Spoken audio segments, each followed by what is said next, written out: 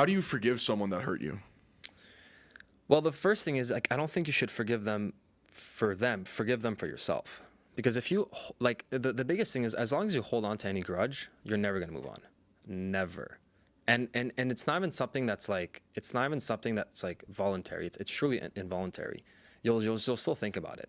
And my advice is, if you're not going to forgive someone for them, just forgive them for yourself. Like, if you're not going to forgive them for, if you're going to, like, forgive them for your own peace of mind, right? And we kind of talked about this earlier, where it's like, that level of selfishness, right? Yeah. But I think for me, like, the art of forgiveness is truly like for your own sake of mind. People think that if I forgive you, it's because you think I'm weak. It's like, no, man, it's not because you're weak.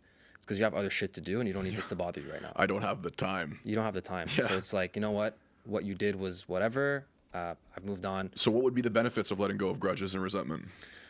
Well, first off, you're not going to keep damaging your own mind.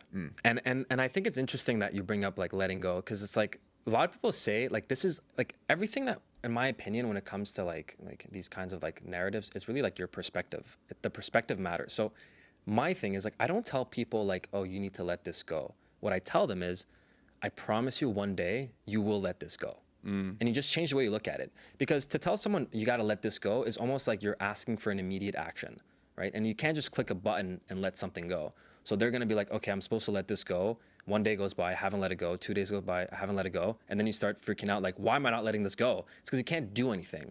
But what I'm going to tell you now is, I promise you, my friend, one day you will let this go. Then you change the way you look at it. So a day goes by and it bothers you, but you tell yourself, I'm going to let this go one day. 2 days go by, it still bothers you, maybe a little less, and you're like, I know I'm going to let this go one day.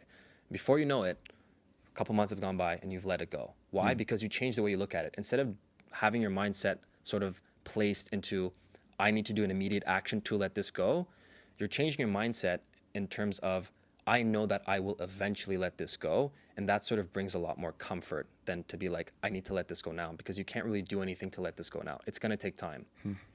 So that's my opinion. Yeah, it's the power of acceptance. Yeah.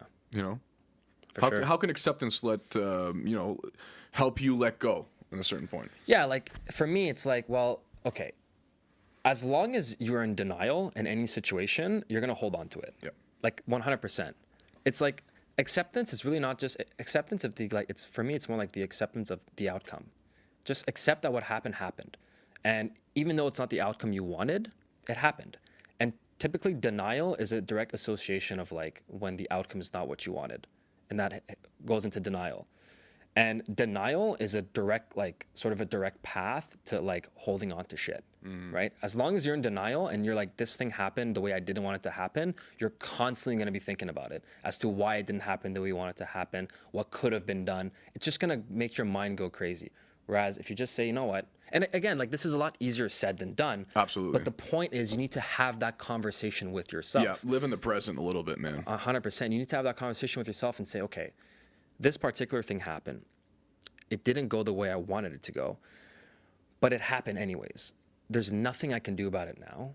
And I just gotta, I kind of gotta bite the bullet in a sense and just accept what happened.